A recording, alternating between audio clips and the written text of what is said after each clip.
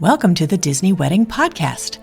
This show is brought to you by Carrie Hayward's Fairy Tale Weddings Guide, the only guidebook and bridal organizer tailored exclusively to Disney's fairy tale weddings at Walt Disney World. I'm Carrie Hayward, and each week I feature Disney wedding updates, money-saving tips, and interviews with wedding vendors and real Disney couples. I also cover honeymoons, anniversaries, and engagements at the Disney parks and resorts. Join me now as the Disney Wedding Podcast celebrates romance at Disney destinations.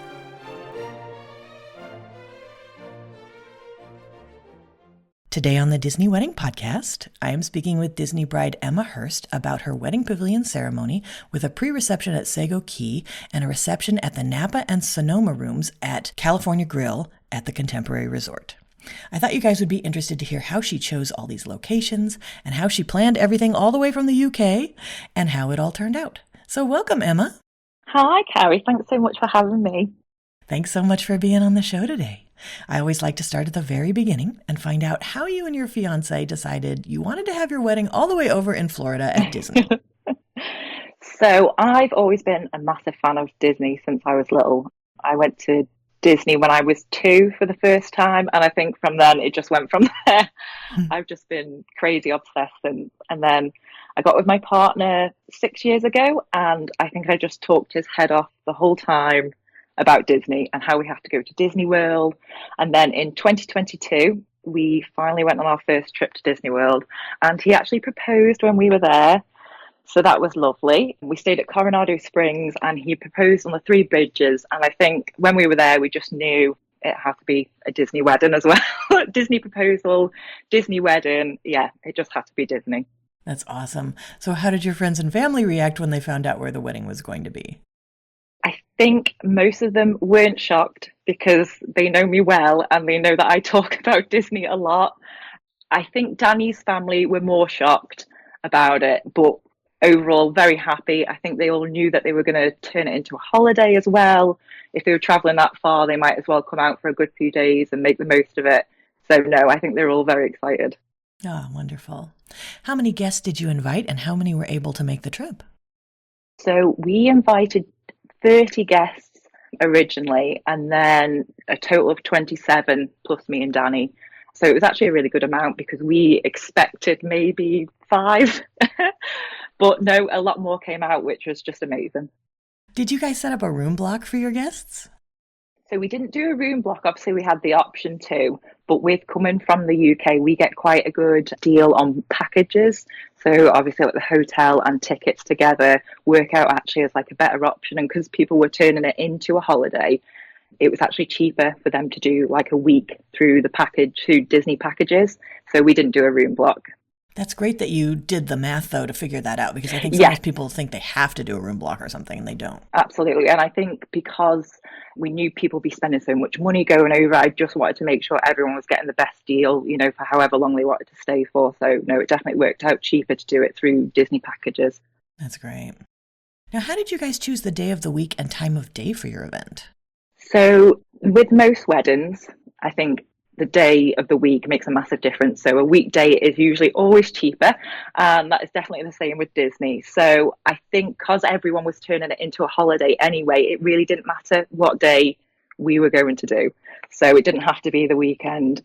We were originally going to go for Halloween, so the 31st of October, but we really wanted Happily Ever After fireworks because with our reception being at California Grill and overlooking Magic Kingdom, we just really wanted the Happily Ever After fireworks, and the Halloween would be Mickey's Not So Scary. So we decided for the day before, which was Wednesday the 30th, and we just, it didn't have a Halloween party that night, so we knew we were going to get the fireworks, and like I said, it really didn't matter what day of the week it was. That's a great point, and about checking the fireworks too. Yes, I think I'd worked that out basically like a year in advance. I was working out which day would be available.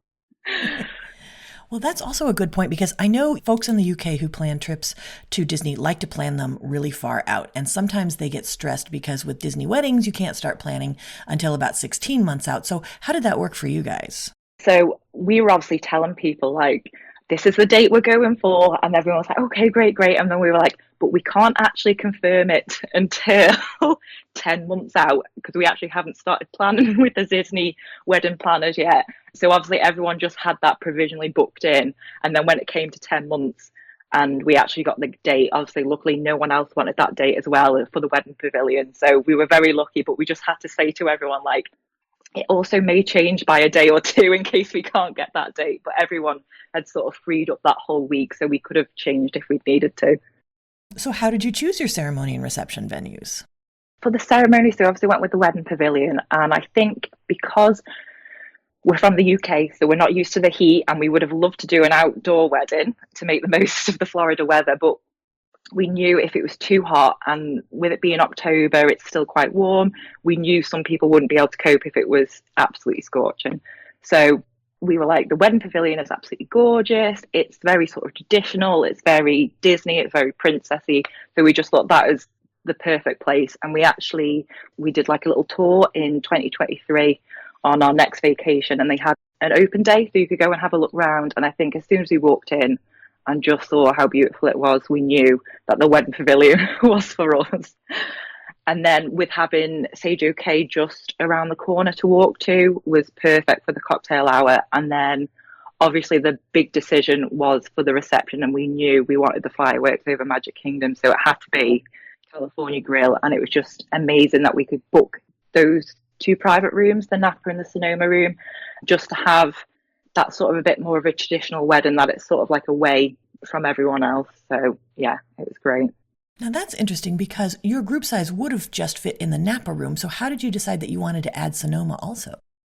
So I think I'd previously looked at photos of it just being in one room with the tables and the bit of the dance floor. And a lot of us that were going, we love a dance. So I knew that we probably needed a little bit more room. So I just thought we might as well just have both the rooms. I think we were spending so much for the food and beverage minimum anyway, it actually covered both rooms. So we could get that within our budget. So we thought we might as well just go for it, have that little bit of extra space, have one room for the traditional sit down dinner, cutting the cake, and then the other room for the first dance and dancing later on. That's a great idea. Yeah, it was fab. I know also a lot of UK couples are used to having longer receptions, and they will sometimes pay Disney to extend their reception. Did you guys do that? So we didn't. I mean, originally we weren't going to go for the cocktail hour, but with the timing of the wedding, we wanted to make sure we had that little bit of filler, and we wanted to make sure we were getting the most for our money. So we wanted to have a good few hours of everything. And obviously the ceremony goes quite quick, so we didn't want to just rush over to the reception. So that's why we chucked in the cocktail hour, and they actually ended up extending that for us to nearly 2 hours. So it wasn't an hour, it was a cocktail 2 hours. So that was great. So we had the ceremony, which was about half an hour, then the cocktail hour for 2 hours, and then the reception was 6 till 11. So it was a good time, but no one wanted the night to end. So it should have been longer. Now, did you guys use any outside vendors for the portions of your event that you were able to? Outside vendors we did was photography, and we had a lovely woman called Casey. She was amazing. I can't remember how I found her. I think I looked at so many, and eventually I saw this other UK bride who had used her, and I just saw her and I just thought, she is my vibe. I was like, I love her aesthetic of all the pictures. And then as soon as I spoke to her, I just knew she was the one for us. And I just really connected with her, which I think for me I needed, rather than just having a Disney photographer who you didn't really interact with for a while. Where Casey, we booked nearly 2 years out really from the wedding date. So it was nice to have that back and forth for a bit before the wedding. Got it. And how did you choose your officiant? Okay, so the officiant, I actually, through listening to this podcast, I actually heard of Rev Kev or Kevin Knox. And from all the recommendation I'd seen from him, and then I looked him up, and he was just amazing. Yeah, absolutely amazing. Fantastic. Did you guys add any kind of entertainment to your reception? At our cocktail hour, we actually had a violinist play. That was very up in the air whether we went for something like that, but we just thought, no, we'll go for it. And honestly, it was a massive hit. He was getting requests from all the guests, and it was just amazing. He played for nearly the whole 2 hours, and he was just fabulous. So we didn't have characters, but we did have a DJ later in the night. So actually, he was master of ceremony, so he was there for our whole meal. He announced like the cake cutting and everything, and we did that all through Disney. So they organised that. They sent us a list of DJs that we could pick from. We picked the one that sort of suited us the most, and DJ Russ was his name, and he was amazing. He listened to everything we did want and everything we didn't want. We didn't want any sort of cheese, any sort of cheesy songs or anything like that. He was trying to persuade us with a few, but we were not that type of dancing. So he just listened to everything we wanted. He was amazing, and so many people were saying it's the best wedding DJ set they've ever listened to. So that was great. Now, I know sometimes people get stressed out about having the reception at California Grill because you don't get a menu tasting. How did you guys choose your menu, and do you have any recommendations? Luckily, when we went back to visit in 2023, we were sort of scouting out things, and we actually booked a meal at California Grill just to get an idea of what they did and what sort of food they served. So we tried out various little bits, and we actually ordered way too much, but we just wanted to see what the food was like, and we were so impressed by everything. We weren't actually worried to just go with what they had. Like, we didn't have to pick anything. I think they sent us 3 different menus or 2 different menus for the dinner service. And we basically went with the option that had the least courses, because at our cocktail hour, we also had hors d'oeuvres. So we knew that we didn't need to go for a 6-course dinner after that. I feel like everyone filled up on cheeseburger spring rolls at the cocktail hour, so we definitely didn't need to go for 6 courses. So I think we went for the one with 5 courses, and the food was incredible. Everyone is still raving about it. I saw a couple of my friends the other week, and they said that they are still telling people about how amazing the food was. So we were so made up. Did you guys have a cake, and do you have any flavors you would recommend? Yeah, so we had a small 2-tier cake with little hidden Mickeys on, and we had red velvet with buttercream, and we had a marble cake with hazelnut cream, and I'd recommend both of them. They were delicious. Now, did you add any other events around your day, like a welcome party or a dessert party? We were originally going to do a dessert party because we were doing our hen and stag do, or bachelor and bachelorette party, around Epcot on the Monday. So we were going to have a dessert party at the end of the night to have a ride on for Guardians of the Galaxy. So we had that all booked in and everything, and then we got an email from Disney to say that they were extending the evening hours for the deluxe guests, and that meant we weren't able to do the ride on anymore on Guardians of the Galaxy. So the main reason we were having a dessert party was just to do that. So sadly, we thought it actually wasn't worth the expense to do the dessert party. We still did the stag and hen do around Epcot, and it was amazing. Still ended with the fireworks, but just, no dessert party. Interesting. Okay. Now, can you give my listeners a timeline of how the wedding day all fit together? Yeah, definitely. So we were staying at Coronado Springs, and Danny got picked up at 1:45, and he got taken over to the Grand Floridian, and then the limo came back to me, picked me up at 1 and took us over to the Grand Floridian, where we were actually doing a first look before the ceremony. So we did that at 1:30, and we were able to go around the Grand Floridian and have all these gorgeous photos taken before the ceremony, which was amazing because it just took all the nerves away, and we were just like so excited. So then when 2:30 came round for the ceremony, we took the limo over to the Wedding Pavilion, and the feeling was just amazing because we both walked there together, and it was just, it was so exciting, and no nerves at all. So 2:30 the ceremony happened, and then outside for photos we did a little petal toss, and then we had the cocktail hour over at Sago Cay. So as our guests walked over there, we went off and had our photos just for ourselves. And then the limo actually took us round to the marina at the Grand Floridian as well, which was lovely. And then we were there, so the guests were there for nearly 2 hours. We left slightly earlier because we wanted to get photos on the monorail over to the Contemporary. And we knew we wanted this from the start. So our amazing photographer said, "Do you want to come now? We can do it, and we can try and get a little cabin where it's just you two in there, no other people." And we managed to do it. We went to the back of the monorail. No one was in there, and we just got the most amazing monorail photos. It was just, yeah, it was so surreal walking on to the monorail in a big wedding dress with everyone looking at you. I don't think anyone was expecting to see that, but it was amazing. So we went over to the Contemporary, went up to California Grill, got to have a look at the room before everyone came in, which was lovely because we just saw how it was all set up, saw the cake, all the flowers.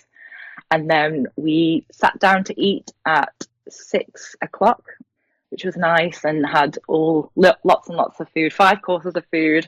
And then we had the cake cutting, which was around just before 8 o'clock. And then we did our first dance at 8 o'clock. And then the happily ever fireworks were 8:30 that night. So we all went out onto the balcony and had a look. And luckily, one of the Disney cast members actually said that there was a balcony underneath where we were. And she said if me and Danny just wanted to go down there by ourselves with our photographer and videographer, that we could just go there and just, enjoy the moment, just us two. And it was just perfect. Just watching the fireworks and the photos we got with just us two there were gorgeous. And then after that, we just went in and danced until 11 o'clock. So yeah, it was amazing. Out of all of this, what ended up being your favorite memory of your wedding day? Everything was just perfect. I feel like how smoothly everything ran. My friend Emily actually sang me down the aisle, which was amazing. And it was nice that Disney actually gave us that opportunity to do something like that. So that was a part that will always stay with us. And it was so personal to us as well. So that was fantastic. But I do think probably the best part was our first look. And I would recommend that to anyone, is to have the first look before the ceremony, just because it got rid of all the nerves, all these crazy feelings that you're having, just to see each other in that moment, and that the day is just about you two. Yeah, so I'd highly recommend that to anyone. Oh, that's awesome. So when you guys were planning, what were some of the most important aspects of the event where you focused your attention or your budget?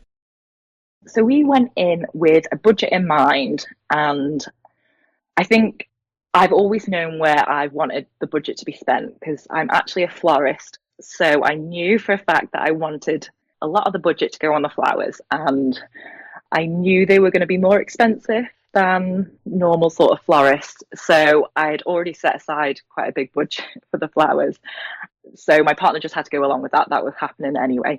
And then he knew that he really wanted the cocktail hour. So that was where we put a lot of our budget into as well for the hors d'oeuvres. And we also did like an open bar so people didn't have to pay. So yeah, we knew they were the two main areas that we wanted to spend our budget. We wanted people to turn up on the day and not have to spend any money. We know people had spent so much money to get there anyway. We just wanted to make sure they just totally enjoyed the day and didn't have to worry about buying drinks. Now, this is interesting. Since you're a professional florist, do you have any tips for other couples about how to work with Disney's partner vendor on floral so that you get what you want at the budget you can afford? Definitely. So I would always recommend just going for statement pieces. There is no need to have flowers everywhere. I mean, even me, I stripped it back. I think I went in guns blazing. I was like, yeah, give me everything. I want all the flowers on every table. I want them on the cocktail tables, everywhere. And then when I got the quote back, I was like, right, okay, maybe we don't need this. And it is better just to focus on what is important for you. Obviously, to me, my bridal bouquet was the most important thing. So I wanted to make sure that was big. And also the cake florals. I had like a meadow going around the front. And I'd always had that in mind. So I knew that's where I wanted my money to go. And especially with your ceremony, you're never in there long or you're never there long. So it is not worth chucking loads of money at that. They will move the flowers for you, but I would just say spend most of your money on your reception. That's where you're going to spend most of your time. So yeah, concentrate on statement pieces. That's great. So did everything turn out how you had envisioned it? It did, actually. I actually wasn't nervous, and so many people asked me that beforehand. Oh, are you going to be nervous, someone else doing your flowers? And I wasn't, because I'd seen Disney flowers. I knew they were using someone else, but all the weddings I'd seen, I was like, I'm going to trust them. And I was just over the moon. I mean, when you see the photo of the cake with the flowers in front, you can barely see the cake because the flowers are so big. But no, yeah, they were absolutely perfect. I was over the moon with them. That's wonderful. So then, were there any aspects of planning that were less important where you saved your money or your effort? For us, the cake wasn't a massive deal. We didn't have like 100 guests, so we didn't need it to be 5 tiers big. We wanted it to be simple, and obviously the flowers were the main focus. So we literally went super simple, just 2 tiers, completely white, stripped back, hidden Mickeys, and it was just, yeah, we just knew that we didn't need that extra tier of cake. So that's where we saved a bit of money. And then also, originally, we had planned for transport from all the hotels to take guests to the Wedding Pavilion and then on to the Contemporary. And once we got the quote back for that, it was far more than we wanted to spend. And because we knew we had the option of going on the monorail to the reception, we actually thought, well, we just tie this all in. It's like the experience of the day. It's something totally different. So we got rid of all our transport, bar the limo taking us from the hotel to the Wedding Pavilion. That's interesting. So then, how did you communicate to guests, probably some of whom had never been there before, how to get around?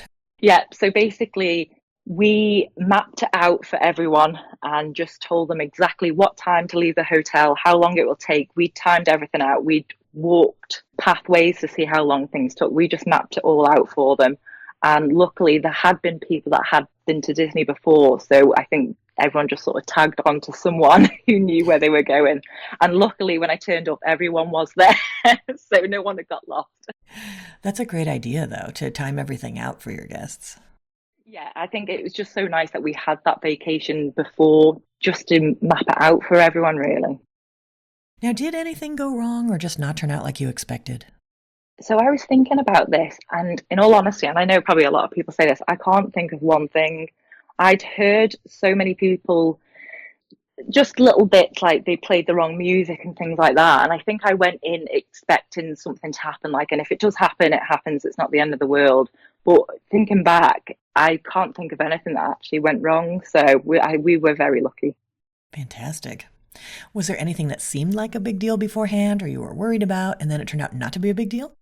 I think we were mostly worried about the Florida heat.